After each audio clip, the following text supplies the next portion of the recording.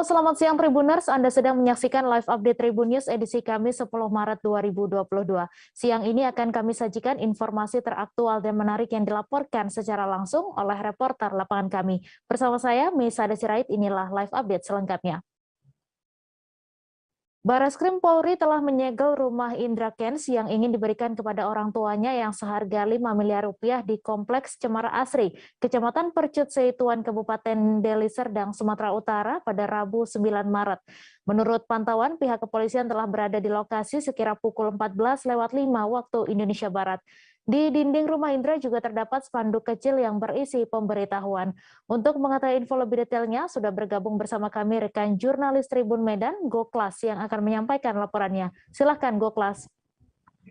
Ya, selamat siang, Mei. Jadi semalam benar bahwa tim dari Mabes Polri itu melakukan penyegelan terhadap beberapa aset-aset yang dimiliki oleh Indra Kents, di mana salah satunya adalah di kompleks perumahan Cemara Asri. Setidaknya ada 2 rumah yang disegel oleh pihak dari kepolisian. Yang pertama itu adalah rumah yang sempat diposting Indra di akun YouTube-nya, itu seharga 5 miliar yang ingin diberikan kepada orang tuanya. Adapun lokasinya berada di Jalan Blueberry nomor 88I. Itu pihak kepolisian siang semalam itu sudah melakukan penyegelan dengan menyematkan spanduk yang berisi rumah ini dalam proses pengawasan di TV Deksus Bareskrim Polri terkait perkara laporan polisi nomor LP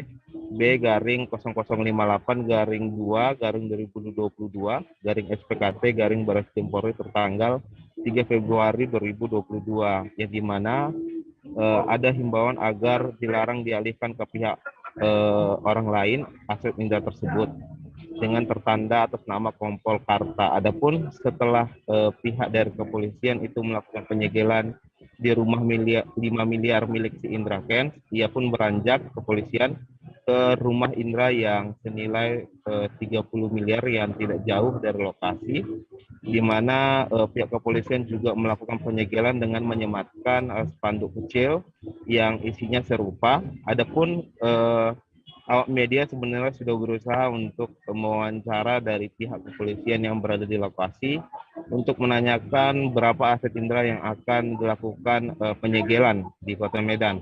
Adapun dari pihak kepolisian kurang berkenan untuk menjelaskan data tersebut dan beralasan masih dalam proses pencarian seperti itu.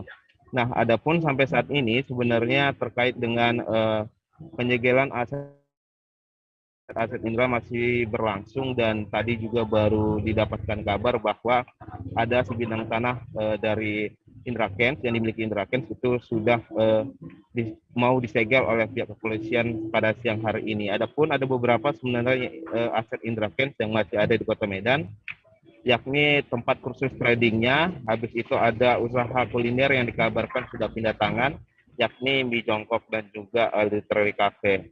Nah, adapun sampai saat ini kita sudah mendapatkan juga dari keterangan pihak kepolisian dari Polda Sumut terkhususnya bahwa pihaknya masih berkoordinasi dengan Mabes Polri untuk proses penyegelan aset tersebut, tapi masih enggan untuk menjelaskan aset-aset di mana saja dan aset-aset apa saja yang akan disegel oleh pihak kepolisian dari milik Indra Kents di Kota Medan. Demikian. Terima kasih Goklas atas laporan Anda. Selamat bertugas kembali. Kita beralih ke informasi selanjutnya, Tribuners. Lembaga Perlindungan Saksi dan Korban atau LPSK mendapati serangkaian tindak pidana keji pada kasus kerangkeng manusia di rumah Bupati Nonaktif Langkat terbit rencana perangin-angin. Wakil Ketua LPSK Edwin Partogi Pasaribu mengatakan berdasarkan investigasi pihaknya, temuan tindak pidana meliputi penganiayaan, penyiksaan, perbudakan, dan merendahkan martabat. Untuk mengetahui info lebih detailnya, sudah bergabung bersama kami rekan jurnalis Tribun Jakarta, Bima Putra, yang akan menyampaikan laporannya. Silakan, Bima. Iya, dapat saya laporkan bahwa pihak LPSK sudah melakukan investigasi mulai tanggal 27 Januari hingga 5 Maret 2022 yang hasilnya ditemukan dugaan tindak pidana. Ada 7 yang ditemukan oleh LPSK dugaan tindak pidana, Yang pertama itu perdagangan orang, kekerasan terhadap anak, penyiksaan atau penganiayaan berat, pembunuhan, perampasan kemerdekaan, penistaan agama, dan kecelakaan kerja. Menurut keterangan Wakil Ketua LPSK, Edwin Partogi Pasaribu, bahwa selama para tahanan berada di kerangkeng, seluruh tahanan diperbudak atau dipaksa bekerja rodi, dibagi dalam 2 shift, dan beberapa tahanan bahkan diantaranya nyaris bekerja hingga 24 jam. Mereka juga mengalami tindak kekerasan, baik penganiayaan ringan maupun penganiayaan berat yang mengakibatkan cacat, bahkan hingga meninggal dunia. Ia mencontohkan bahwa dari hasil temuan LPSK ditemukan tahanan yang jarinya dipukul menggunakan palu, kunci Inggris, lalu kakinya pincang akibat tertancap ganco, hingga dipaksa untuk melakukan lomba onani, melakukan hubungan sama jenis, mengunyah cabai, lalu dilumuri ke muka hingga ke alat kelaminnya, dan tindakan keji lainnya. Edwin juga menuturkan bahwa akibat penganiayaan tersebut, setidaknya tercatat ada 2 korban atau tahanan yang meninggal dunia, dan dari hasil investigasi LPSK ditemukan bahwa jenazah korban tersebut dimandikan menggunakan air dari kolam ikan di rumah terbit. LPSK sudah menyampaikan temuan ini ke Menko Polhukam secara langsung dan melalui Polda dan ke Polda setempat yang menangani kasus, termasuk terkait dugaan keterlibatan 7 oknum anggota TNI yang diantaranya berpangkat letkol dan 5 anggota Polri yang 1 diantaranya berpangkat AKP. Mereka diduga terlibat dalam kasus kerangkeng ini, berperan melakukan penganiayaan kepada para tahanan selama kerangkeng tersebut aktif setidaknya selama belasan tahun. Namun hingga kini pihak LPSK masih menunggu penanganan kasus lebih lanjut terkait penetapan tersangka. Menurut pihak LPSK bahwa proses penanganan yang dilakukan terkesan lamban karena hingga 1 bulan berlalu, tapi belum ditetapkan ada yang tersangka dalam kasus ini. Pihak LPSK mengatakan sudah menerima sejumlah laporan dari korban tahanan kerangkeng Bupati Langkat. Namun untuk pertimbangan keamanan korban, LPSK menyatakan tidak bisa menyampaikan berapa jumlah korban yang sudah melapor untuk meminta perlindungan dan bentuk perlindungan apa yang sudah mereka berikan. LPSK mengatakan bahwa para korban dapat menuntut restitusi atau ganti rugi yang besarnya nanti akan dihitung oleh tim LPSK dan akan dimasukkan dalam berkas perkara ketika para pelaku di proses sidang di pengadilan nanti. Demikian. Terima kasih Bima Putra dari Tribun Jakarta atas laporan Anda. Selamat bertugas kembali. Kita beralih ke informasi selanjutnya, Tribuners. Kapolda Sulawesi Tengah menyerahkan hasil renovasi rumah kepada istri mantan teroris Poso, Ali Kalora. Kapolda Irjen Paul Rudi Sufahriadi menyerahkan hasil renovasi rumah itu di Desa Kalora, Kecamatan Poso, Pesisir Utara, Kabupaten Poso, Sulawesi Tengah. Penyerahan dilakukan secara simbolis dan turut dihadiri Gubernur Sulawesi Tenggara. Selain bantuan renovasi rumah, istri almarhum Ali Kalora juga mendapat bantuan uang tunai yang nantinya akan diberikan bantuan usaha pembuatan roti. Untuk info selengkapnya akan disampaikan oleh rekan jurnalis Tribun Palu, Ketut Suta, yang kini sudah terhubung bersama kami. Silahkan, Suta. Iya, Mei dan juga Tribuners, terima kasih.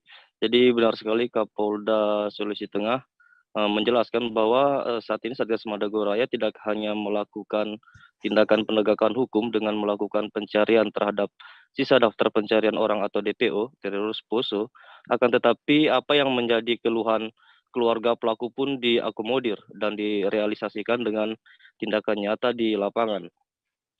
Jadi oleh karena itu Kapolda yang juga penanggung jawab kebijakan operasi Madagoraya menyerahkan hasil renovasi rumah kepada istri almarhum Ali Kalora yang berada di Desa Kalora, Kecamatan Poso, Pesisir Utara, Kabupaten Poso. Kapolda mengharapkan semoga rumah yang diberikan itu dapat dimanfaatkan sebaik mungkin untuk anak-anak dan keluarga yang ditinggalkan almarhum. Jadi pada kegiatan itu memang turut dihadiri oleh pemerintah baik provinsi ataupun daerah Poso, tentunya pemerintah juga sangat mendukung apa yang telah dilakukan oleh Satgas Madagoraya, termasuk memberikan hasil renovasi rumah kepada istri almarhum Ali Kalora. Antaranya itu disampaikan dari pemerintah daerah Kabupaten Poso melalui wakil bupatinya yaitu Yasin Mangun. Ia menyampaikan apresiasi dan ucapan terima kasih atas bantuan renovasi rumah untuk keluarga almarhum Ali Kalora yang merupakan masyarakat di Kabupaten Poso. Begitu juga Gubernur Sulawesi Tengah Rusdi Mastura yang turut hadir dalam penyerahan hasil renovasi rumah itu.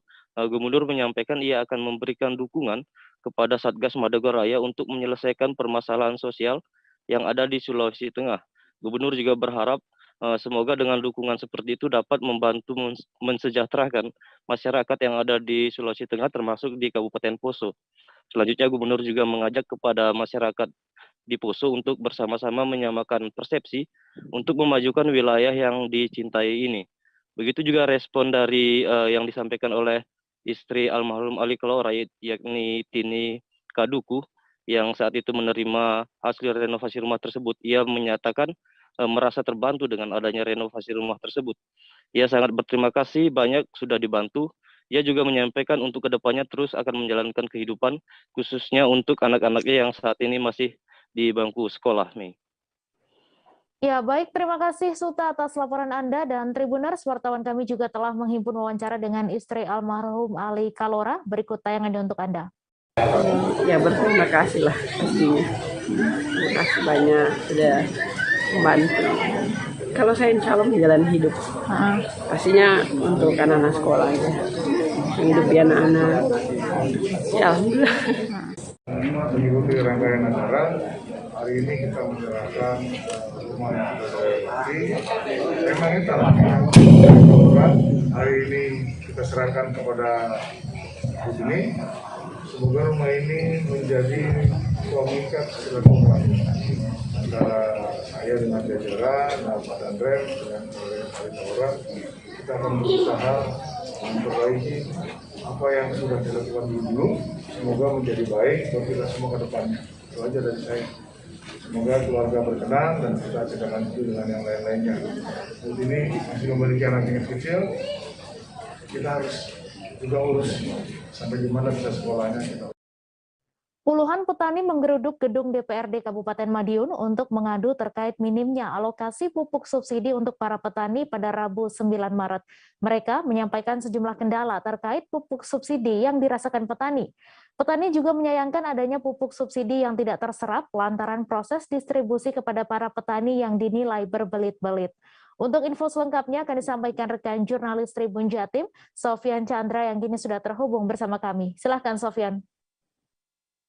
Ya, selamat siang rekan Mei, selamat siang Tribuners.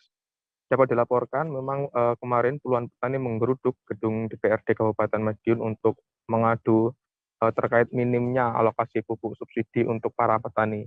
Ini sudah terjadi bertahun-tahun Mei, tapi tetap tidak ada jalan keluar yang dinilai tepat oleh para petani. Mereka menyampaikan sejumlah kendala kepada pimpinan DPRD Kabupaten Madiun, mulai dari kurangnya alokasi pupuk, lalu beredarnya pupuk ilegal, dan hilangnya pupuk organik, serta beberapa jenis pupuk lainnya yang dinilai bisa mengurangi tingkat kesuburan tanah yang dikelola oleh petani. Nah, kemarin salah satu koordinator petani yaitu Bapak Suharno menyebutkan saat ini di Kabupaten Madiun itu ada 2.000 ton lebih pupuk subsidi ilegal yang bisa diakses secara mudah oleh para petani. Ini diakibatkan karena adanya diduga karena adanya pupuk subsidi yang tidak terserap sehingga menjadi pupuk ilegal begitu, Mei. Para petani ini terpaksa membeli lantaran pupuk subsidi yang resmi ini sudah habis, dan dinilai pupuk ilegal ini lebih murah daripada pupuk non subsidi. Suharno mencontohkan harga pupuk subsidi jenis urea itu sekitar 250.000 per kuintal. Sedangkan pupuk subsidi ilegal dijual dengan harga 470.000 per kuintal, lalu pupuk non subsidi itu bisa sampai 1 juta. Dan ini membelinya cukup mudah. Ada beberapa orang ataupun agen ini yang turun ke bawah, bisa langsung ke Poktan dan menawari mereka pupuk ilegal dan mereka mau beli berapapun itu sudah tersedia. Untuk itu Suharno mempertanyakan bagaimana kinerja dari Komisi Pengawas Pupuk dan Pestisida atau KP3 yang dinilai kurang optimal. Kami juga sempat melakukan konfirmasi dengan Kepala Bidang Perdagangan Dinas Perdagangan Koperasi dan Usaha Mikro Kabupaten Madiun, yaitu Bapak Tony Eko Prasetyo. Beredarnya pupuk ilegal di Kabupaten Madiun ini tidak menjadi wewenang ataupun pengawasan KP3. Karena menurut Tony, KP3 hanya mengawasi pendistribusian pupuk bersubsidi yang dialokasikan untuk Kabupaten Madiun. Sementara pupuk subsidi ilegal yang beredar di kalangan petani ini diduga bukan dari Kabupaten Madiun karena mereka mengklaim pupuk subsidi di Kabupaten Madiun ini sudah terserap lebih dari 90%, bahkan 99%. Berdasarkan pengamatan dari Tony, pupuk subsidi ilegal tersebut dari daerah lain yang pupuk subsidinya berlebih. Mereka menyebut beberapa daerah mulai dari Bojonegoro, Nganjuk, dan beberapa daerah lain. Itu pihaknya tidak bisa menindak dan tidak bisa menghentikan transaksi pupuk subsidi ilegal tersebut. Yang bisa menindak adalah aparat penegak hukum. Kedepannya Dinas Perdagangan Kabupaten Madiun dan Dinas Pertanian akan berkoordinasi dengan kabupaten kota di sekitar Kabupaten Madiun.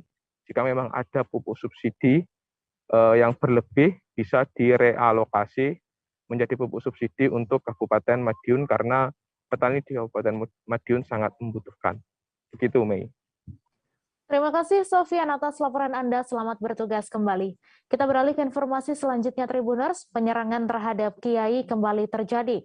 Kali ini menimpa Kiai muda bernama Gus Farid. Gus Farid diserang saat sedang melakukan wirid bersama para santrinya di musola komplek Pondok Pesantren An-Nur di Desa Tegal Mulia, Kecamatan Kerangkeng, Kabupaten Indramayu. Pelaku tiba-tiba masuk ke dalam musola dan langsung melakukan penyerangan dengan menggunakan senjata tajam. Untuk info selengkapnya akan disampaikan rekan jurnalis Tribun Cirebon, Handika Rahman, yang kini sudah terhubung bersama kami. Silakan Handika. Baik Mei, terima kasih. Dapat kami informasikan ya bahwa penyerangan terhadap Kiai yang memang kembali lagi terjadi. Kali ini korbannya merupakan seorang Kiai muda asal Kabupaten Indramayu yang sekaligus merupakan Ketua Jatman Nahdlatul Ulama Kabupaten Indramayu, yakni Gus Farid. Gus Farid ini diserang saat ia sedang melakukan wirid bersama para santrinya di sebuah musola yang masih dalam komplek Pondok Pesantren An-Nur di Desa Tegal Mulia, Kecamatan Kerangkeng, Kabupaten Indramayu pada Selasa 8 Maret 2022 sekitar pukul 22:30 waktu Indonesia Barat. Saat itu pelaku tiba-tiba masuk ke dalam musola dan melakukan penyerangan dengan menggunakan senjata tajam. Tidak hanya Gus Farid, pelaku juga turut menyerang istrinya yakni Ning Anah dan keponakannya Muhammad Haka yang saat itu sedang berada di rumah kediaman dari Gus Farid. Ketiganya pun mengalami luka cukup serius hingga harus dilarikan ke rumah sakit untuk mendapat perawatan. Untuk pelaku sendiri ini diketahui masih merupakan warga setempat, yakni bernama Sakrodin, usia 32 tahun, warga desa Dukuh Jati, Kecamatan Kerangkeng, yang merupakan warga desa sebelah dari Pondok Pesantren An-Nur itu sendiri. Dari keterangan keluarga, mereka menceritakan bahwa kejadian tersebut berawal saat pelaku ini tiba-tiba mendatangi rumah Gus Farid. Hanya saja di rumah tersebut hanya ada istri dan keponakan Gus Farid saja. Pelaku pun lalu menanyakan keberadaan Kiai muda tersebut kepada mereka. Istri dari Gus Farid lalu menjawab bahwa suaminya itu sedang tidak ada di rumah. Namun setelah mendapat jawaban tersebut, pelaku yang tadinya sempat keluar rumah tiba-tiba saja masuk kembali ke dalam rumah Gus Farid.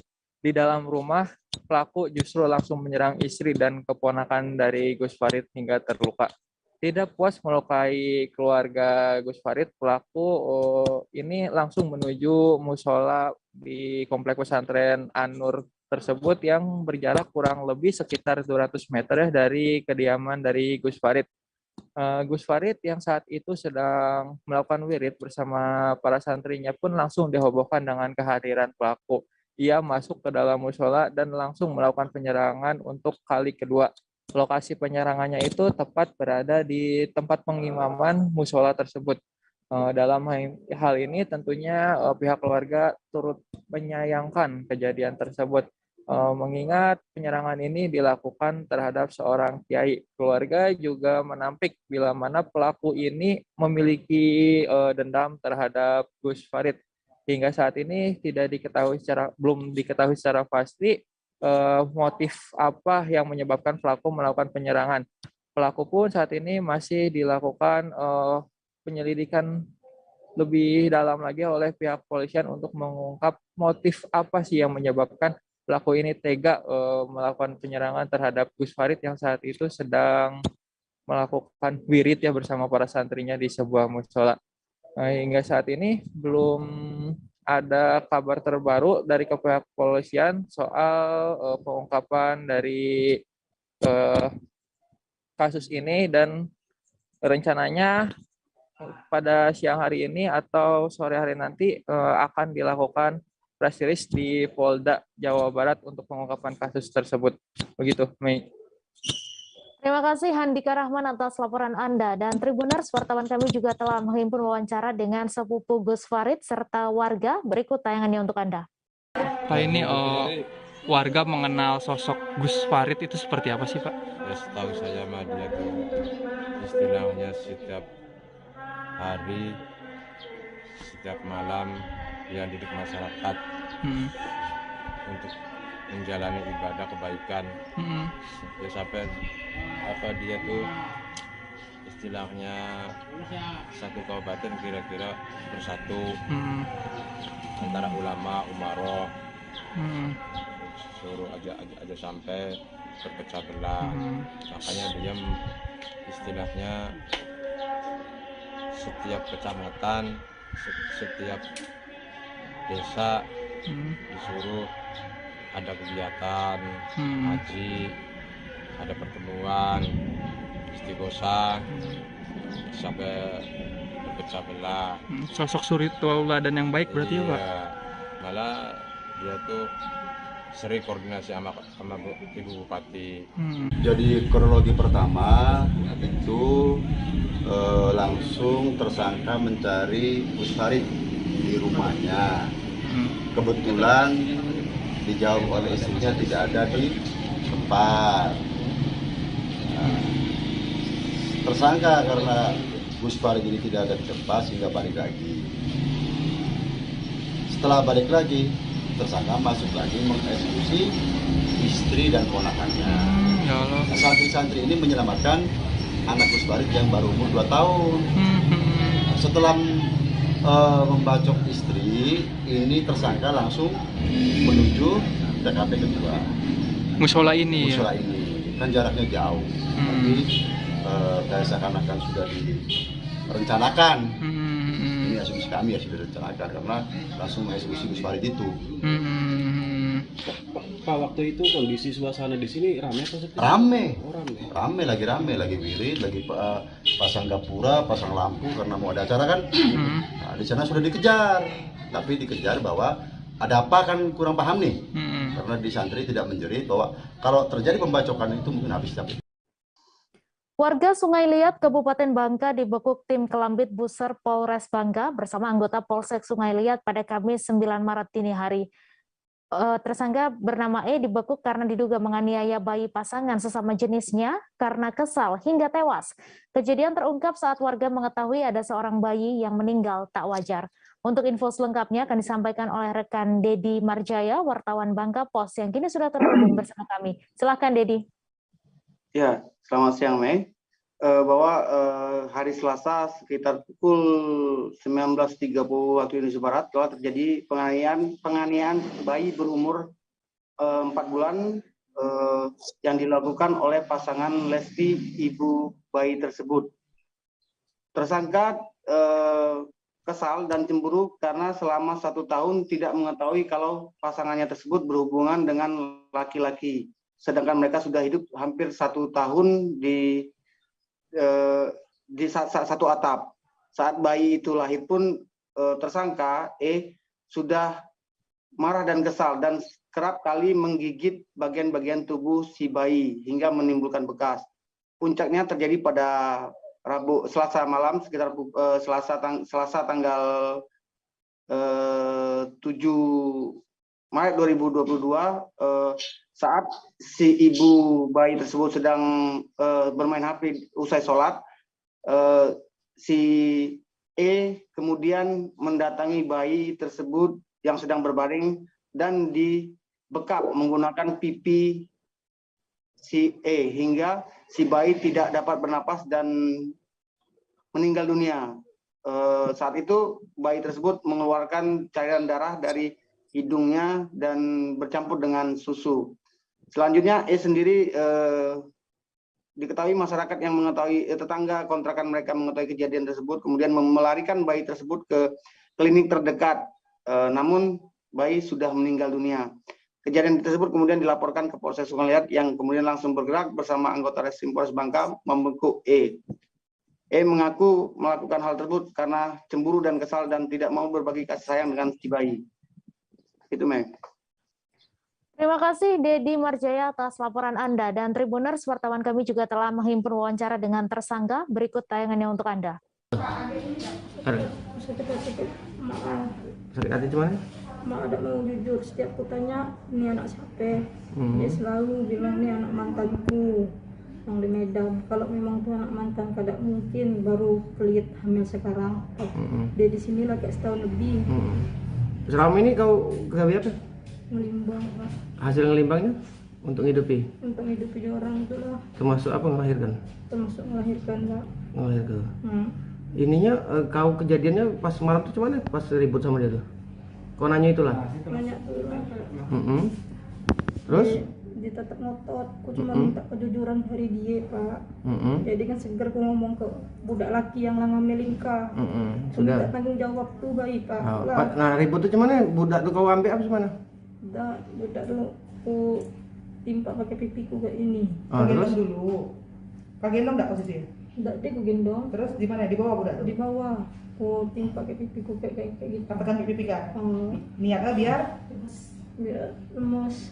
Biar bernapas. Cuman itu. Berapa lama kau timpa pakai pipi? Sekitar 15 menit. 15 menit. Terus apa efeknya? Pas dia ada di beberapa gitu baru kelepas. Terus ada apa di hidungnya? Keluar darah kayak susu campur. Di hidungnya? Kau lap? Lap. Tapi mak yang tahu keluar darah tuh. Oh, kau tak tahu enggak? Enggak. Jadi waktu mak nengok kau neken pipi ke anak, diam baik? Main HP. Proses pencarian seorang bocah yang tenggelam di perairan Madidir, Kota Bitung masih terus dilakukan hingga Rabu 8 Maret. Pencarian tersebut harus menggunakan alat bantu pendeteksi mayat. Tak hanya itu, Basarnas Manado juga menambah 1 armada rubber boat atau perahu karet dalam melakukan pencarian. Untuk info selengkapnya akan disampaikan rekan jurnalis Tribun Manado, Christian Wayongkere, yang kini sudah terhubung bersama kami. Silakan, Christian. Ya, terima kasih Mei dan Tribun News, Tribuners dan Tribun Manado, pembaca setia Tribun Manado dimanapun Anda berada. Baik, dapat kami laporkan proses pencarian seorang bayi berusia 7 bulan, korban kecelakaan kapal Pakura yang tenggelam di perairan Pantai Madidir, Kota Bitung, Sulawesi Utara. Terus berlangsung hingga hari ini.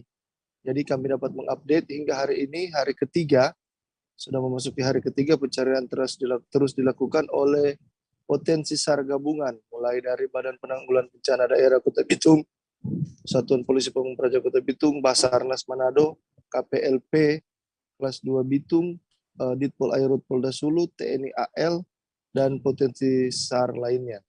Untuk hari ini, seperti yang kami pantau dan kami juga melaporkan informasi ini dari posko pencarian yang ada di perusahaan Singaraja di Kelurahan Madidir Weru, Kecamatan Madidir, Kota Bitung, Sulawesi Utara. Baru saja beberapa menit yang lalu, tim dari Basarnas dan potensi SAR gabungan lainnya, serta dari Direktorat Polisi Perairan dan Udara atau Ditpol Airut Polda Sulut, kembali melakukan pencarian di hari ketiga ini tepatnya hari Kamis tanggal 11 Maret 2021 menggunakan riverboat atau perahu karet.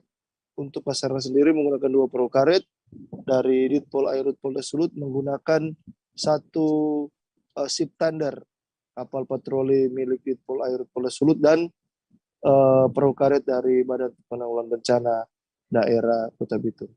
Kemudian Mei dan Tribunnews dan Tribuners dimanapun Anda berada, dapat kami sampaikan juga kami juga memantau tadi pencarian juga ikut dilakukan oleh pihak keluarga menggunakan perahu tradisional di lokasi atau di Pantai Madidir di sekitar lokasi tempat kejadian perkara itu berlangsung. Dan dapat kami laporkan hingga berita ini dirangkum atau berita ini dihimpun, belum ada tanda-tanda apapun juga terkait dengan pencarian 1 orang bayi usia 7 tahun korban kecelakaan perahu pambut yang terjadi 2 hari yang lalu. Rekan Mei, kami juga nantinya akan mengupdate informasi adanya titik terang dari pencarian, namun kami belum bisa memastikan itu apa karena kami masih akan bergerak ke posko pencarian selanjutnya yang ada di sekitar tempat kami berada ini untuk memastikan petunjuk atau temuan apa yang mereka dapati atau dari petugas SAR dapat hingga pencarian hari ketiga ini. Dan seperti diketahui atau sekedar kami mereview peristiwa kecelakaan Pakura, perahu Pakura. Jadi perahu Pakura ini, Tribuners, dilakukan oleh nelayan yang hendak memancing atau menangkap ikan. Jadi Pakura ini seperti perahu namun ukurannya tidak besar, melekat dalam kapal penangkap ikan tuna atau kapal tuna. Nah, ketika tiba di fishing ground atau di areal penangkapan ikan, Pakura ini berfungsi atau bertugas untuk melakukan pencarian menyisir ke fishing ground atau lokasi penangkapan atau pancing ikan. Kemudian oleh nelayan melakukan pancing ikan, kemudian mengangkut, memindahkan ikan itu dari masuk ke dalam Pakura, kemudian memindahkan ke perahu tuna. Dan Pakura ini pada peristiwa kecelakaan Pakura ini dipakai oleh masyarakat, tepatnya 1 keluarga yang terdiri dari seorang bapak, anaknya yang berusia 22 atau 21 tahun, dan 2 orang anak, 1 bocah, 1 bayi, untuk menuju ke Pulau Lembe. Jadi mereka menyeberang lautan hendak pergi ke Pulau Lembe. Katanya mereka akan pulang mengantarkan keluarga dari istri dan 2 orang bocah ini, 2 orang anak ini ke Pulau Lembe. Namun dalam perjalanan mereka dihempas oleh gelombang sekitar 1 sampai 1,5 meter dan angin kencang sehingga perahu Pakura tersebut terbalik dan mengakibatkan 4 orang itu sempat tenggelam. 2 diantaranya dikabarkan atau dinyatakan sudah selamat dari peristiwa naas ini, sementara 2 orang lainnya meninggal dunia. 1 diantaranya seorang bayi berusia 7 bulan masih dilakukan pencarian sampai dengan hari ke-3 Kamis tanggal 11 Maret 2022. Rekan Mei dan Tribuners, demikian laporan dari Kota Bitung. Selamat siang. Terima kasih Christian atas laporan Anda, selamat bertugas kembali. Kita beralih ke informasi selanjutnya Tribuners. Pemerintah Kabupaten Pamekasan Madura melakukan sosialisasi beasiswa kedokteran hasil kerjasama dengan Universitas Airlangga Surabaya pada Rabu 9 Maret. Sosialisasi kepada siswa dan lembaga pendidikan tingkat sekolah menengah atas tersebut dilaksanakan secara virtual di Peringgitan dalam Rumah Dinas Bupati Pamekasan. Sosialisasi tersebut disampaikan langsung oleh Bupati Pamekasan Badrut Tamam. Untuk info selengkapnya akan disampaikan rekan Kuswanto Ferdian, wartawan Tribun Madura yang kini sudah terhubung bersama kami. Silahkan Kuswanto. Baik, selamat siang rekan Mei. Terima kasih. Saya Kuswanto Ferdian, reporter Tribun Madura.com akan melaporkan perihal adanya sosialisasi beasiswa kedokteran dari Bupati Pamekasan. Nah, beasiswa ini diberikan khusus siswa SMA dan MA yang bersekolah di Kabupaten Pamekasan. Tujuan digagasnya beasiswa kedokteran ini, Pamekasan menginginkan adanya generasi calon dokter di masa mendatang untuk menggantikan dokter-dokter yang akan pensiun dalam masa saat ini. Nah, ada 3 kategori yang akan diberikan beasiswa terhadap sekolah di Pamekasan ini. Yang pertama, untuk siswa kurang mampu namun berprestasi, dan juga terhadap siswa yang berprestasi. Selain itu, nantinya pemerintah Pamekasan, apabila siswa itu dinyatakan lulus di jurusan kedokteran UNER, akan diberikan bantuan SPP-nya selama setiap bulan, dan juga dibantu living cost-nya. Nah, siswa-siswi SMA dan MA di Pamekasan ini menyambut baik dengan adanya sosialisasi atau gagasan dari program prioritas Bupati Pamekasan ini perihal beasiswa kedokteran. Karena di sini pada mengacu pada tahun kemarin, ketika dibuka calon PNS jalur yang kedokteran, itu malah banyak tidak ada peserta sama sekali yang mendaftar itu. Ada 6 kategori PNS kemarin yang kosong pendaftarnya, sehingga Pemkab Pamekasan melakukan inisiasi ini supaya nantinya calon dokter di Pamekasan ada regenerasi. Begitu rekan Mei. Ya, terima kasih Kuswanto atas laporan Anda, dan Tribuners, wartawan kami juga telah menghimpun wawancara dengan Kadisdikbud Pamekasan. Berikut tayangannya untuk Anda. Tahun ini yang pasti 4. 4 yang pasti? Yang pasti 4. Yang sudah diterima UNER maksudnya? Oh, bukan. Kuota biaya. Oh, untuk 4 orang gitu ya? Iya, bukan pasti terima. Bisa jadi 4 orang itu tidak terambil semua karena tidak ada yang lulus. Baik. Karena tadi sudah disampaikan, kelulusan itu murni kewenangan UNER. Kami tahun ini menyediakan anggaran untuk 4 orang. Pencuri berhasil menggasak 9 unit air conditioning atau AC dan 1 mesin ketik di kantor Balai Besar Wilayah Sungai Mesuji Sekampung, Lampung Utara. Diketahui kantor tersebut memang sudah lama tidak beroperasi selama 6 hingga 8 tahun ke belakang. Atas kejadian tersebut, kerugian ditaksir mencapai puluhan juta rupiah. Untuk kabar selengkapnya akan disampaikan rekan wartawan Tribun Lampung, Anung Bayuardi, yang kini sudah terhubung bersama kami. Silakan Anung. Ya, rekan Mei dan Tribuners di mana saja, dapat dijelaskan bahwa Balai Besar Sungai Sekampung Mesuji terletak di Kabupaten Lampung Utara. Kantor tersebut merupakan UPTD atau Unit Pelaksana Teknis Daerah dari Dinas Bina Marga yang terletak di Provinsi Lampung. Namun, di kantor tersebut memang sudah tidak dilaksanakan kegiatan-kegiatan sehari untuk para pegawainya. Mereka berkantor di Bandar Lampung. Nahasnya, kantor yang memang sepi dari sekitar 8 tahun yang lalu, pencuri menggasak 9 unit AC, masuk melalui salah satu pintu ruangan dari staf tersebut. Mereka menggasak unit AC itu dengan cara mencongkel satu persatu. Selain itu, pencuri juga menggasak 1 unit mesin tik. Kerugian yang ditaksir oleh pegawai setempat berkisar 10 juta rupiah.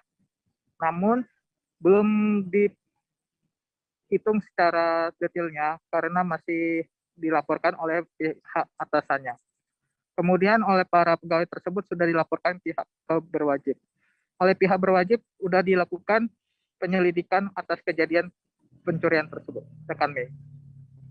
Terima kasih Anung atas laporan Anda. Selamat bertugas kembali. Kami masih akan menyajikan informasi menarik untuk Anda. Selesai jeda sejenak, tetap di Live Update. Oke, apa kabar Bang Ariski di sini untuk strateginya? Kalau saya sendiri di Jumip 37 ini yang semalam baru mulai, saya udah pasti. Sebenarnya aku nggak ngerasain penangkapan atau penggerebegan atau apapun itu. Karena gitu, posisinya aku kriteria. Jadi kita mengenal disebut dengan stroke yang tidak berdarah dengan stroke yang berdarah. Stroke yang tidak berdarah itu biasanya ditandai dengan adanya penyumbatan. Kalau itu terjadi di sini mungkin pikirnya tidak ke situ kali ya. Tapi kalau di Korea atau di Kamboja itu ada beberapa paper yang saya itu Mas, ya, dulunya tukang koran. Oh gitu ya. Tukang koran. Ya, saya baca itu Pak. Tuh kan pernah baca kan? Ya. Jadi kalau saya jadi pangdam itu udah bersyukur banget. Si anak ini dijadikan sebagai tersangka begitu.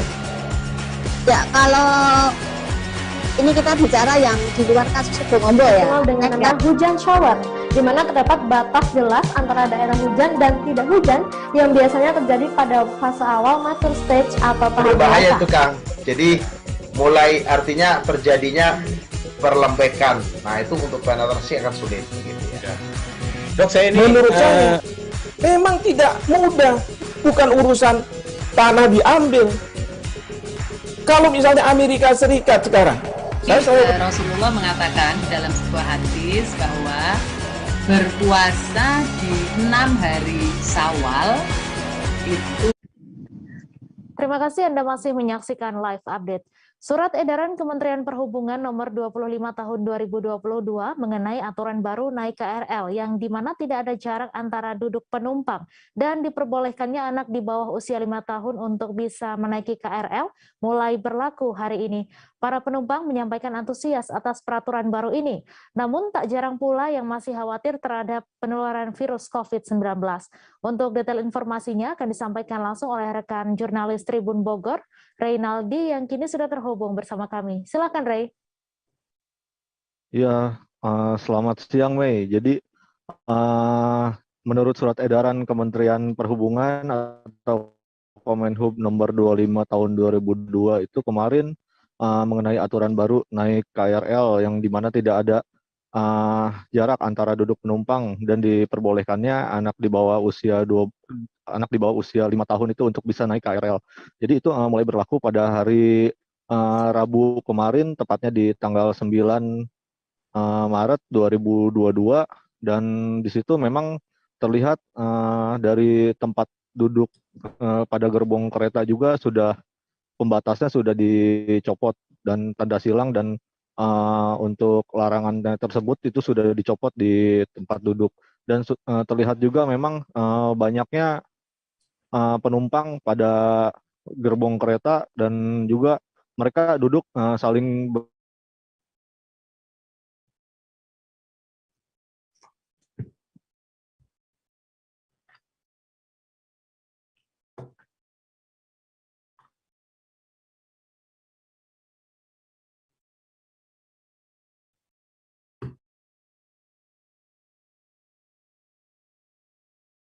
penumpang juga memang mereka menyambut dengan sangat senang karena sudah tidak ada lagi pembatasan seperti sebelumnya. Jadi untuk naik kereta ini menurut penumpang dan juga petugas yang saya tanya kemarin itu memang akan terjadi penumpukan atau tingkat keramaian di gerbong kereta seperti saat normal lagi. Dan untuk antriannya juga pada luar stasiun Bogor kemarin itu memang terlihat cukup banyak, dan juga untuk gerbongnya sendiri memang dari para penumpang terlihat begitu senang dengan membawa anak kecil di bawah 5 tahun itu. Seperti itu, Mei.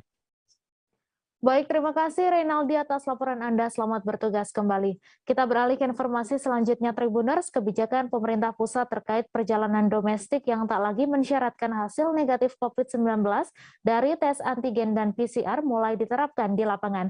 Di Bandara Tanjung Harapan Tanjung Selor, penumpang pesawat tak perlu lagi menunjukkan hasil tes antigen ataupun PCR kepada petugas.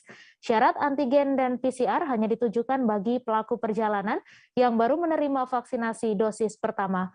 Untuk detail informasinya akan disampaikan langsung oleh rekan jurnalis Tribun Kaltara, Ilhami Faudi, yang kini sudah terhubung bersama kami. Silakan, Faudi.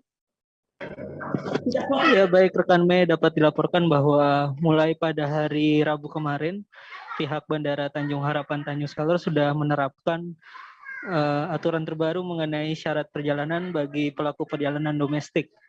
Yakni tidak lagi mensyaratkan hasil tes antigen atau PCR bagi pelaku yang telah menyelesaikan vaksinasi dosis kedua ataupun dosis ketiga atau booster. Namun untuk pelaku perjalanan yang baru mendapatkan vaksinasi dosis pertama itu masih disyaratkan untuk menunjukkan hasil tes antigen dan PCR. Pihak petugas bandara sendiri mengaku dengan adanya kebijakan baru tersebut, pihaknya jauh lebih mudah untuk melakukan pemeriksaan terhadap calon penumpang. Selain itu, dengan adanya aplikasi Peduli Lindungi yang juga terintegrasi dengan aplikasi e-hack atau kartu keselamatan dan kesehatan, itu juga membantu pihak petugas kesehatan dalam memeriksa kelengkapan berkas calon penumpang. Pihak di Qatar juga mengatakan bahwa aturan baru tersebut sudah berlaku di semua bandara yang ada di Qatar. Jadi selain di Bandara Tanjung Harapan Tanjung Selor, aturan baru tersebut juga sudah berlaku di Bandara Juwata Tarakan dan juga di Bandara Air Albasing Malinau. Sejauh ini memang masyarakat cukup antusias menyambut aturan baru tersebut karena dinilai cukup membantu masyarakat sehingga tidak lagi perlu repot-repot begitu untuk melakukan tes antigen ataupun PCR sebelum keberangkatan. Demikian laporannya rekan Mei. Terima kasih Faudi atas laporan Anda, dan Tribuners, wartawan kami juga telah menghimpun wawancara dengan petugas KKP. Berikut tayangannya untuk Anda. Kan dikeluarkan surat edaran dari Satgas Nasional Penanganan COVID untuk SE nomor 11 tahun 2022. Untuk syarat perjalanan itu berubah dari yang sebelumnya. Jadi kalau untuk yang vaksin kedua atau vaksin lengkap, kedua atau ketiga, itu sudah tidak bersyaratkan untuk antigen ataupun PCR. Tuh, yang kedua, kalau misalnya dia baru vaksin pertama, itu diwajibkan untuk PCR berlaku 3 hari atau antigen berlaku untuk 1 hari. Artinya diambil 24 jam sebelumnya kalau antigen, tapi kalau PCR 3 kali 24 jam. Nah, kemudian kalau untuk anak-anak di bawah 6 tahun itu tidak ada persyaratan untuk PCR ataupun antigen. Artinya tetap harus ada pendamping orang tua. Itu aja. Itu untuk syarat perjalanan dalam negeri saat ini. Untuk pengisian e-hack itu sebelum pemberangkatan, Pak? Iya, untuk pengisian e-hack itu sebelum pemberangkatan. Bandara Internasional Hasanan Judin sudah menerapkan aturan surat edaran Menteri Perhubungan tentang petunjuk pelaksanaan perjalanan orang dalam negeri dengan transportasi udara pada masa pandemi COVID-19. Para penumpang pesawat yang memasuki area bandara cukup menunjukkan sertifikat vaksin melalui aplikasi Peduli Lindungi disertai KTP. Bagi penumpang yang sudah menerima vaksin dosis kedua, tidak perlu menunjukkan hasil swab antigen maupun PCR. Untuk detail informasinya akan disampaikan langsung oleh rekan jurnalis Pos Belitung, Dede Suhendar, yang kini sudah terhubung bersama kami. Silakan Dede. Ya, baik Mei, bisa kami sampaikan sebenarnya semenjak tanggal 8 Maret 2022 kemarin, PT Angkasa Pura II selaku operator dari Bandara Internasional HAI Sananjudin Kabupaten Belitung telah menjalankan edaran Menteri Perhubungan nomor 21 tahun 2022. Berdasarkan pantauan kami, secara kasat mata memang terjadi lonjakan penumpang meskipun belum terlalu signifikan. Manajer Eksekutif General Manager Kantor Cabang Tanjung Pandan Bandara Internasional Sananjudin, Bapak Hairul Asidiki juga menyampaikan secara kasat mata memang benar terjadi sedikit lonjakan penumpang walaupun masih diperlukan perhitungan secara lebih rinci dari pihak bandara setelah jadwal penerbangan selesai. Bisa kami sampaikan kembali bagi para penumpang yang memasuki area Bandara Hasanuddin kemarin bisa dilihat hanya cukup menunjukkan sertifikat vaksin yang tersimpan dalam aplikasi Peduli Lindungi dan divalidasi melalui KTP. Jika calon penumpang sudah memiliki 2 sertifikat vaksin, bisa diperkenankan langsung masuk ke area bandara untuk melakukan check-in. Ya, terima kasih Dede atas laporan Anda, dan Tribuners, wartawan kami juga telah menghimpun Kepala Bandara juga menambahkan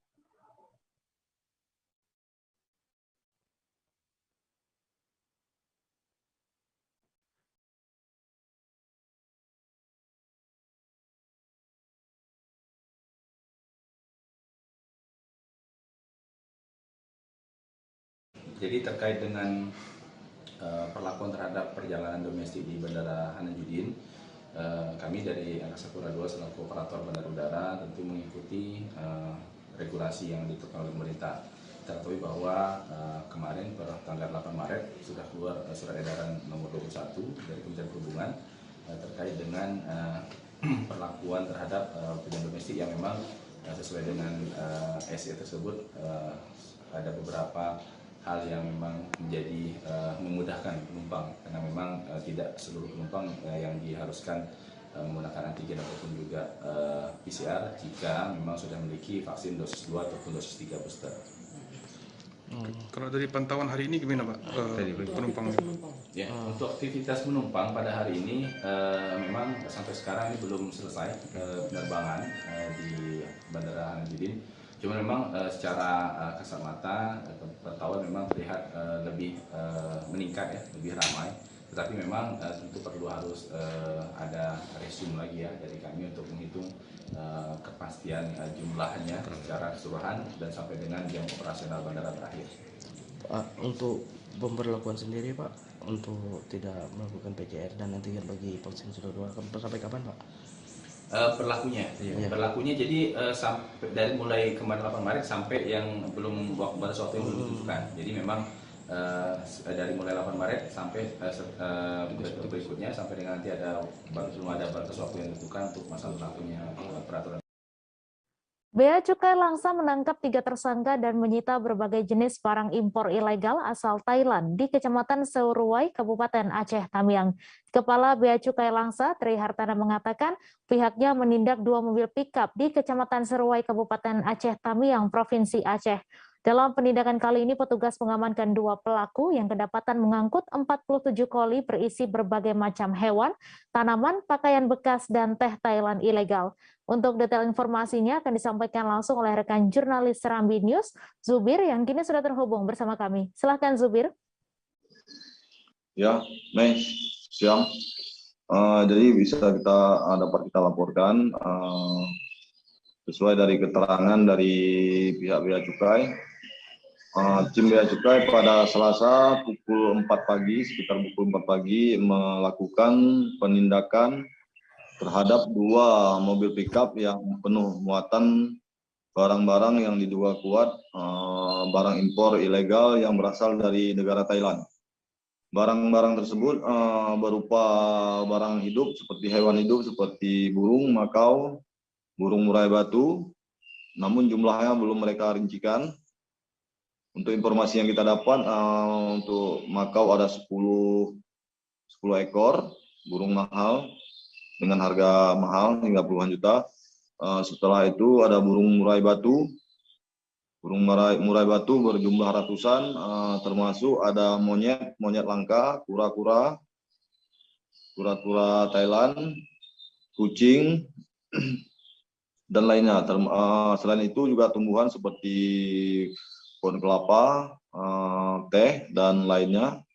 Pakaian ada beberapa koli, serta juga ada beberapa barang yang memang berasal dari Thailand lainnya. Namun hingga sampai hari ini memang belum dilaporkan oleh pihak Bea Cukai rincian barang-barang yang telah disita.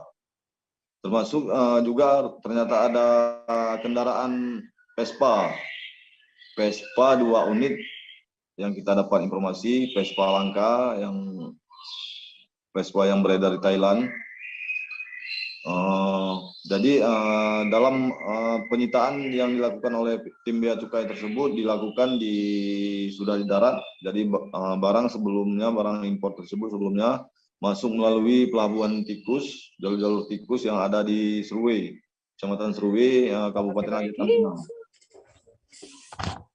Jadi barang ilegal tersebut disita dari 2 mobil pickup yang waktu itu ditumpangi oleh 2 sopir, 1 kernek, jadi 3 orang yang diamankan hingga saat ini. Untuk status bisa kita sampaikan mereka belum ada penetapan tersangka, masih diduga pelaku, dan sampai saat ini kita masih menunggu informasi lanjutan dari pihak Bea Cukai. Untuk saat ini informasi dari humas mereka kemarin dilaporkan bahwa hewan hidup telah dititipkan sementara di BKSDA yang ada di Kota Langsa. Demikian, Mei. Ya, terima kasih Zubir atas laporan Anda, dan Tribuners, wartawan kami juga telah menghimpun wawancara dengan Kepala Bea Cukai Kota Langsa. Berikut tayangannya untuk Anda. Jadi terkait dengan perlakuan terhadap perjalanan domestik di Bandara Hasanuddin, kami dari Angkasa Pura II selaku operator bandar udara tentu mengikuti regulasi yang ditetapkan oleh pemerintah. Kita ketahui bahwa kemarin pada tanggal 8 Maret sudah keluar surat edaran nomor 21 dari Kementerian Perhubungan terkait dengan perlakuan terhadap perjalanan domestik yang memang sesuai dengan SE tersebut. Kami akan kembali selesai jeda sejenak, tetap di live update. Oke, apa kabar Bang Arif di sini untuk strateginya? Kalau saya sendiri di Jumip 37 ini yang semalam baru mulai, saya udah pasti. Sebenarnya aku nggak ngerasain penangkapan atau penggerebegan atau apapun itu, karena gitu posisinya aku kriteria. Jadi kita mengenal disebut dengan stroke yang tidak berdarah dengan stroke yang berdarah. Stroke yang tidak berdarah itu biasanya ditandai dengan adanya penyumbatan. Kalau itu terjadi di sini mungkin pikirnya tidak ke situ kali ya, tapi kalau di Korea atau di Kamboja itu ada beberapa paper yang saya itu mas, ya dulunya tukang koran. Oh gitu ya. Tukang koran. Ya, saya baca itu Pak. Tuh kan pernah baca kan? Ya. Jadi kalau saya jadi tanggam itu udah bersyukur banget. Si anak ini dijadikan sebagai tersangka begitu. Ya kalau ini kita bicara yang di luar kasus Sebongombo ya. Dengan nama hujan shower, di mana terdapat batas jelas antara daerah hujan dan tidak hujan yang biasanya terjadi pada fase awal mature stage atau tahap berbahaya dewasa. itu Kang. Jadi mulai artinya terjadinya perlembekan. Nah itu untuk penetrasi akan sulit. Gitu ya. Dok, saya ini menurut saya memang tidak mudah. Bukan urusan tanah diambil. Kalau misalnya Amerika Serikat sekarang, Rasulullah mengatakan dalam sebuah hadis bahwa berpuasa di 6 hari Syawal itu. Oke, apa kabar Bang Arif di sini untuk strateginya? Kalau saya sendiri di Jumip 37 ini yang semalam baru mulai, saya udah pasti.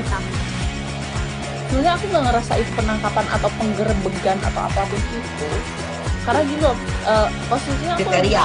Jadi kita mengenal disebut dengan stroke yang tidak berdarah dengan stroke yang berdarah. Stroke yang tidak berdarah itu biasanya ditandai dengan adanya penyumbatan. Kalau itu terjadi di sini mungkin pikirnya tidak ke situ kali ya, tapi kalau di Korea atau di Kamboja itu ada beberapa paper yang saya itu mas, ya dulunya tukang koran. Oh gitu ya. Tukang koran. Ya, saya baca itu Pak. Tuh kan pernah baca kan? Ya. Jadi kalau saya jadi tanggam itu udah bersyukur banget. Si anak ini dijadikan sebagai. Terima kasih Anda masih menyaksikan live update. Dalam beberapa waktu terakhir terjadi antrian panjang kendaraan yang akan mengisi solar di sejumlah SPBU di Kota Pekanbaru. Bahkan juga lebih sering para pengendara kecewa karena mendapati stok solar kosong. Karyawan sebuah SPBU menyebutkan solar yang masuk pada pagi hari langsung habis di siang harinya karena kuota solar sudah dibatasi saat ini. Untuk info selengkapnya akan disampaikan rekan Alexander Kitonanma, wartawan Tribun Pekanbaru yang kini sudah terhubung bersama kami. Silakan Ale. Baik, terima kasih. Selamat siang rekan Tribuners semua. Bisa kita sampaikan pada saat ini di Pekanbaru sering terjadi kelangkaan solar ya, dan hampir terjadi di seluruh SPBU yang ada di Pekanbaru. Bahkan kendaraan yang sudah berputar-putar ya mencari solar seringkali tidak mendapati karena stok solar kosong di berbagai SPBU saat ini di Kota Pekanbaru. Bahkan kendaraan pick up sekalipun seringkali juga terpaksa membeli Dexlite dengan harga 13.000 lebih ya. Harganya 2 kali lipat dari harga solar subsidi.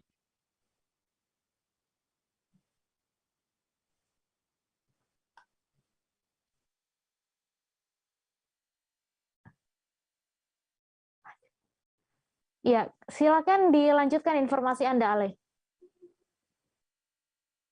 Baik, biasanya solar akan sampai pada pagi hari, kemudian akan berjalan waktu beberapa jam saja, biasanya itu sudah habis ya kuota solarnya. Dan itu terjadi di berbagai SPBU. Biasanya pada siang hari, sore hari, dan juga pada malam hari itu sudah sulit ditemukan solar. Kalaupun ada, nanti akan terjadi antrian yang sangat panjang di berbagai SPBU, dan itu hampir terjadi di setiap SPBU yang ada di Pekanbaru.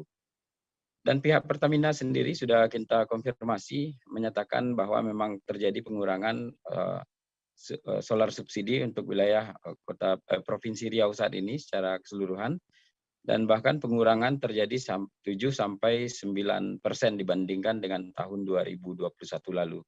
Demikian laporannya. Terima kasih Alexander atas laporan Anda, dan Tribuners, wartawan kami juga telah menghimpun wawancara dengan warga. Berikut tayangannya untuk Anda. 1 jam Mbak, dari itu tadi. Sudah sejak kapan Bapak merasakan solar itu? Hampir sebulan lebih nih, kesusahan minyak ya. Infonya kenapa Pak? Nah itulah kita belum tahu info dari Pertamina atau dari SPBU, belum ada infonya. Karena memang katanya kelangkaan aja, pembatasan ya. Tadi sudah berapa SPBU Bapak datang? Saya tadi pagi mulai dari arah Paraya sana, dari titik barisan sampai sekarang baru ini didapat di hari ke-6. Kelangkaan stok minyak goreng turut dirasakan seorang warga Banten bernama Dewi. Dewi diketahui sudah 2 pekan lamanya tidak memasak menggunakan minyak goreng. Kini ia bersyukur akhirnya bisa membeli minyak goreng seharga Rp14.000 per liternya di alun-alun Kota Serang. Untuk info selengkapnya akan disampaikan rekan Ahmad Tajudin, wartawan Tribun Banten, yang kini sudah terhubung bersama kami. Silakan Tajudin. Baik rekan Mei dan Tribuners, perlu diketahui bahwa kemarin pada hari Rabu, tepatnya di alun-alun Kota Serang, di mana Polres Serang Kota menggelar operasi minyak goreng murah yang diselenggarakan oleh Polres Serang Kota bersama dengan Disperinda Kota Serang dan juga disaksikan oleh Kejaksaan dan juga pihak pengadilan, di mana minyak goreng ini merupakan barang sitaan yang dilakukan oleh Polres Serang Kota terhadap salah seorang penimbun yang ada di Kota Serang, yang kemudian barang bukti tersebut kemudian dijadikan sebagai barang yang diperjualbelikan kepada masyarakat atas izin dari pihak Kejaksaan dan juga pengadilan. Untuk pantauan Tribun Banten sendiri ketika berada di alun-alun Kota Serang, masyarakat cukup antusias, mulai dari bapak-bapak hingga ibu-ibu di sana cukup panjang mengantri minyak goreng, di mana untuk minyak goreng sendiri salah satu narasumber yang sempat ditanya oleh Tribun Banten bernama Dewi mengatakan bahwa dirinya baru mendapatkan minyak goreng subsidi pada hari kemarin, di mana dirinya mengaku sudah 2 minggu tidak mendapatkan minyak goreng subsidi karena kelangkaan yang terjadi di Kota Serang, di mana setiap harinya dia mengaku bahwa untuk memasak sendiri selalu merebus dan juga menggunakan air, sehingga ketika ada kegiatan operasi pasar tersebut yang diselenggarakan oleh Polres Serang Kota, dirinya mengaku senang dan berterima kasih, dan kemudian dirinya juga mengungkapkan kepada halayak umum bahwa kepada siapapun yang menimbun minyak goreng agar segera didistribusikan, karena menurut pengakuannya bahwa para ibu rumah tangga di Kota Serang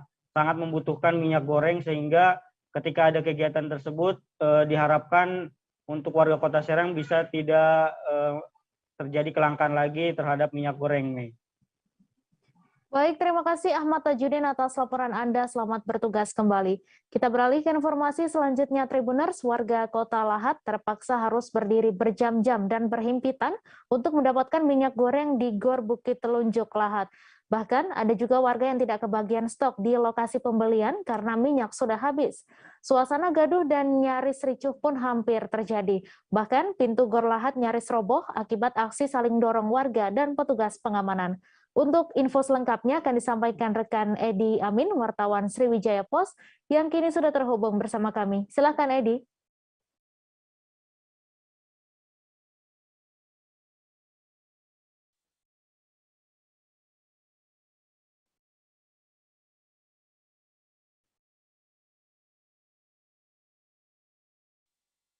Baik, Mei, kami sampaikan dalam 1 bulan terakhir ini di Kabupaten Lahat khususnya terjadi semacam kelangkaan minyak goreng, di mana warga saat ini sangat resah dan sangat susah untuk mencari minyak goreng yang biasanya mudah didapatkan di warung-warung tetangga.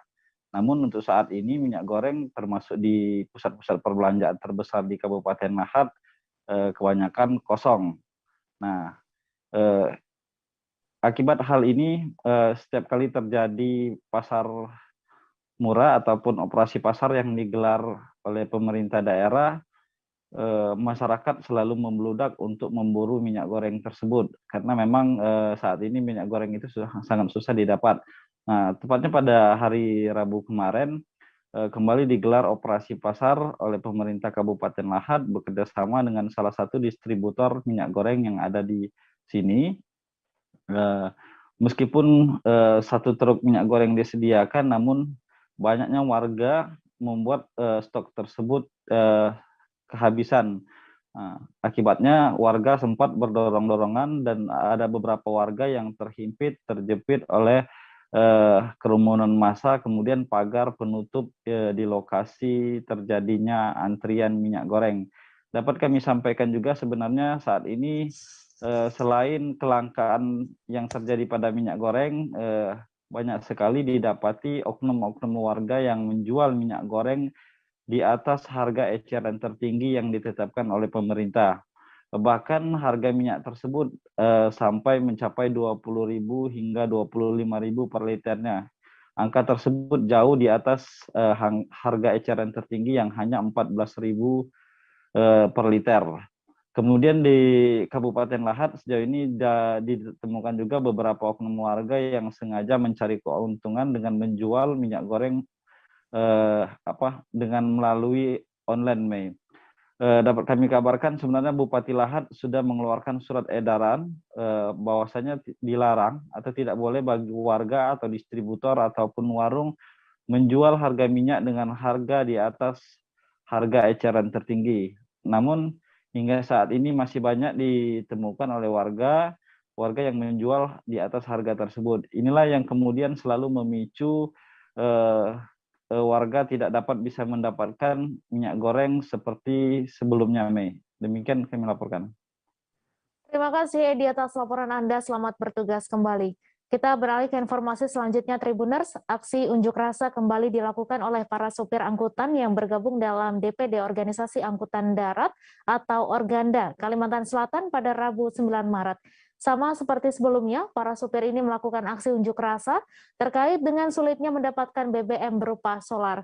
Aksi kali ini dilakukan di depan kantor Pertamina cabang Banjarmasin di Jalan Lambung Mangkurat, dan mereka pun membawa puluhan armada truk berukuran besar.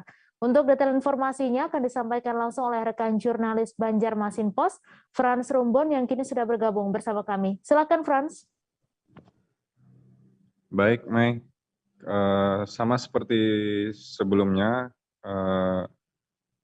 para supir yang berada di bawah naungan DPD Organda Kalimantan Selatan kemarin Rabu itu kembali melakukan aksi dan mereka kembali menyampaikan orasi dan aspirasi mereka terkait dengan sangat sulitnya mereka mendapatkan bahan bakar minyak berupa solar, yang mana hal ini tentu saja berpengaruh terhadap pekerjaan mereka, yang tentunya juga mereka sangat sulit untuk mengantar muatan-muatan ke berbagai daerah. Nah, karena sulitnya mendapatkan BBM solar ini, itu para supir sudah melakukan setidaknya hampir 3 kali aksi, dan kemarin itu dilakukan di depan kantor Pertamina cabang Banjarmasin, yang mana mereka juga pada aksinya kali ini membawa puluhan truk berukuran besar dan dibawa ke depan kantor Pertamina cabang Banjarmasin. Adapun salah satu tuntutan mereka terkait dengan sulitnya mereka mendapatkan BBM solar ini, mereka meminta adanya jalur pelayanan khusus agar mereka tidak perlu lagi mengantri sampai berhari-hari untuk mendapatkan BBM solar ini. Karena beberapa bulan ini mereka sangat mengeluhkan panjangnya antrian untuk mendapatkan solar di SPBU, khususnya di kawasan yang Jalan Gubernur Subarjo atau kawasan Basirih, Banjarmasin.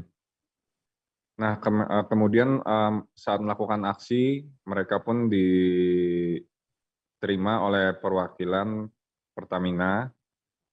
kemudian juga Wakil Wali Kota Banjarmasin, di situ juga hadir Kapolresta Banjarmasin, dan mereka akan menampung aspirasi ini dan disampaikan kepada Wali Kota Banjarmasin.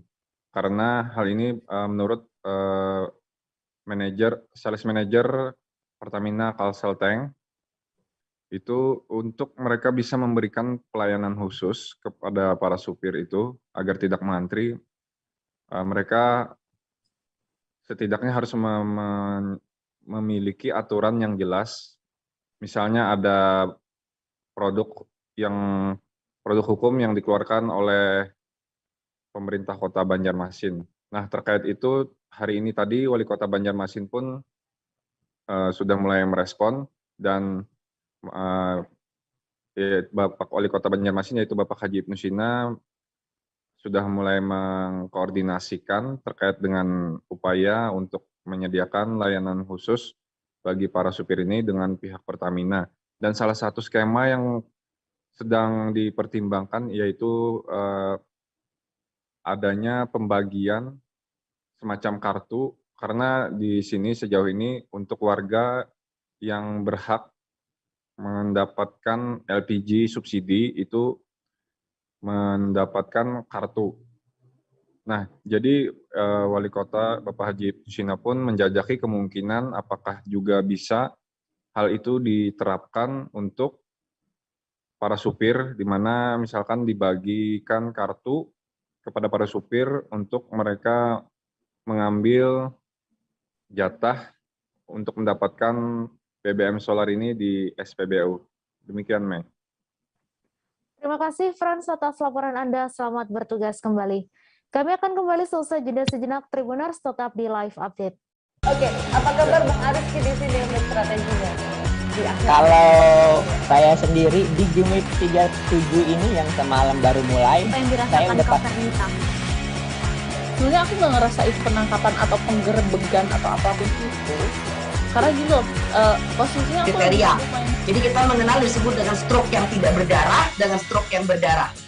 Stroke yang tidak berdarah itu biasanya ditandai dengan adanya penyumbatan. Kalau itu terjadi di sini mungkin pikirnya tidak ke situ kali ya. Tapi kalau di Korea atau di Kamboja itu ada beberapa paper yang saya itu Mas, dulunya tukang koran. Oh gitu ya. Tukang koran. Ya, saya baca itu Pak. Tuh kan pernah baca kan? Ya. Jadi kalau saya jadi pangdam itu udah bersyukur banget. Si anak ini dijadikan sebagai tersangka begitu. Ya, kalau ini kita bicara yang di luar kasus Sebongombo ya. Dengan nama hujan shower, di mana terdapat batas jelas antara daerah hujan dan tidak hujan yang biasanya terjadi pada fase awal mature stage atau tahap berbahaya dewasa. itu Kang. Jadi mulai artinya terjadinya perlembekan. Nah itu untuk penetrasi akan sulit gitu ya. Dok, menurut saya memang tidak mudah, bukan urusan tanah diambil. Kalau misalnya Amerika Serikat sekarang, Rasulullah mengatakan dalam sebuah hadis bahwa berpuasa di 6 hari Syawal itu. Oke, apa kabar Bang Ariski di sini untuk strateginya? Kalau saya sendiri di Jumip 37 ini yang semalam baru mulai, saya udah sebenarnya aku nggak ngerasain penangkapan atau penggerebegan atau apapun itu. Karena gitu, posisinya kriteria. Jadi kita mengenal disebut dengan stroke yang tidak berdarah dengan stroke yang berdarah. Stroke yang tidak berdarah itu biasanya ditandai dengan adanya penyumbatan. Kalau itu terjadi di sini mungkin pikirnya tidak ke situ kali ya. Tapi Terima kasih Anda masih menyaksikan live update. Belasan rumah warga di RT 19 RW 6 Kelurahan Manutapen, Kota Kupang rusak akibat longsor yang terjadi beberapa waktu lalu. Longsor ini pun terjadi akibat intensitas hujan di Kota Kupang yang belakangan ini sangat tinggi. Pada Rabu 9 Maret kemarin di lokasi tampak jalan raya terbelah dan menyulitkan para warga untuk beraktivitas menggunakan kendaraan. Untuk info selengkapnya akan disampaikan rekan Ray Rebon, wartawan Pos Kupang yang kini sudah terhubung bersama kami. Silahkan Ray. Baik, Dev. Selamat sore Tribuners. Dapat saya laporkan bahwa akhir-akhir ini di Kota Kupang, Provinsi Nusa Tenggara Timur telah jadi cuaca ekstrim yang melanda NTT khususnya Kota Kupang. Akibat dari cuaca ekstrim ini terjadi banjir dan juga terjadi longsor di beberapa titik. Salah satunya itu di RT 19 RW 06 Kelurahan Manutapen, Kota Kupang. Dari longsor tersebut di RT 19 beberapa rumah mengalami rusak ringan, sedang hingga berat akibat dari longsor tersebut. Selain dari rumah yang warga yang mengalami rusak akibat longsor, terjadi kerusakan juga di jalan raya, yaitu terlihat di lokasi saat dipantau oleh Pemkom bahwa beberapa titik jalan mengalami terbelah atau patah akibat dari longsor tersebut. Salah satu korban, Heru Tajo, yang ditemui di lokasi mengatakan bahwa longsor tersebut terjadi beberapa hari lalu, di mana terjadi hujan lebat sekitar 3 hari secara berturut-turut. Dari hujan yang deras tersebut, air sempat mengalami banjir, air naik dan mengalami banjir, serta juga longsor. Longsor bukan yang dialami oleh Heru sendiri, melainkan ada 11 rumah warga lainnya yang rusak akibat longsor tersebut. Heru juga mengakui bahwa hingga saat ini dirinya maupun keluarga masih menempati rumah yang rusak tersebut karena mereka tidak ada pilihan lain untuk mengungsi, karena mereka Heru sendiri mempertimbangkan bahwa apabila dirinya ingin mengungsi, dia juga sudah berkeluarga dan dia juga memiliki perasaan tidak enak dengan sanak keluarga yang akan dia mengungsi. Warga lain juga ditemui mengatakan bahwa mereka hingga saat ini masih menempati rumah yang rusak akibat longsor tersebut karena tidak ada pilihan lain. Mereka juga mengakui bahwa saat beristirahat malam hari, mereka tidak bisa tenang akibat dari rumah yang saat ini masih mengalami retak atau rusak akibat dari longsor tersebut.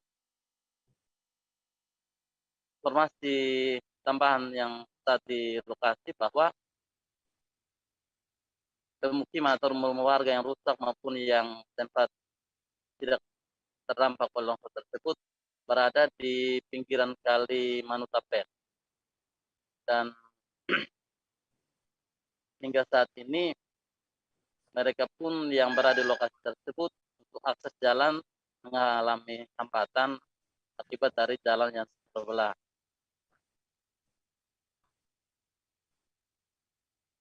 Akibat dari longsor ini, saat Lurah Manutapen saat dikonfirmasi membenarkan bahwa memang warga mereka saat ini sedang mengalami situasi longsor akibat dari cuaca ekstrim beberapa hari yang lalu.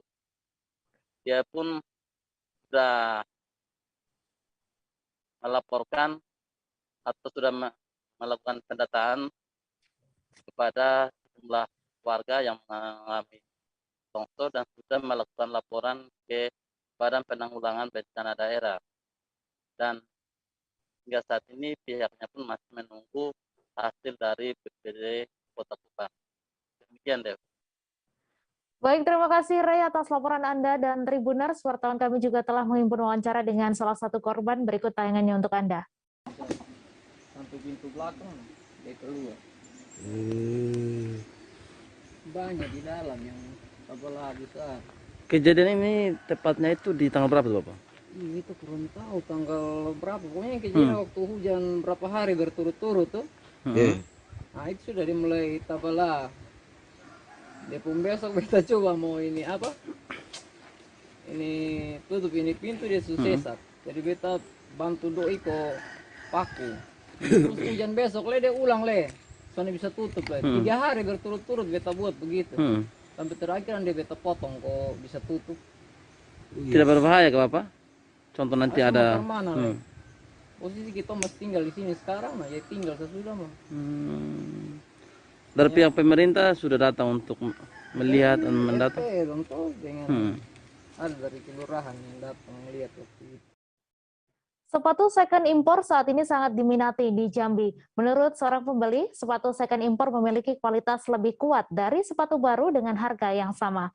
Karena tingginya peminat, setiap harinya terdapat 4 hingga 7 karung besar sepatu yang masuk ke pedagang. Untuk info selengkapnya akan disampaikan rekan Ade Setiawati, wartawan Tribun Jambi yang kini sudah terhubung bersama kami. Silakan Ade. Baik, terima kasih Mei. Halo Tribuners, bersama saya Ade. Memang untuk di Jambi sendiri, khususnya di Lubuk Sepatu Second yang beralamat di Jalan Haji Salim Kota Baru Kota Jambi atau tepatnya di seberang Dinas Kesehatan Kota Jambi, itu mengatakan bahwa minat masyarakat di Jambi itu sangat banyak, dan karena sangat banyak, setiap harinya itu masuk 4 sampai 7 karung besar. Itu sepatu-sepatu dari luar, khususnya itu dari Singapura. Dan pembeli sendiri mengatakan bahwa memang untuk kualitas sendiri, sepatu impor itu dengan harga segitu itu sangat tahan, khususnya sangat tahan. Dan itu untuk sepatu wanita itu di harga 50.000. Dan untuk sepatu pria itu di harga, ada yang di harga 80.000, 85.000, 120.000 hingga jutaan. Dan untuk harga segitu, masyarakat di Jambi lebih memilih sepatu second impor ketimbang sepatu baru karena kualitas yang lebih tahan juga.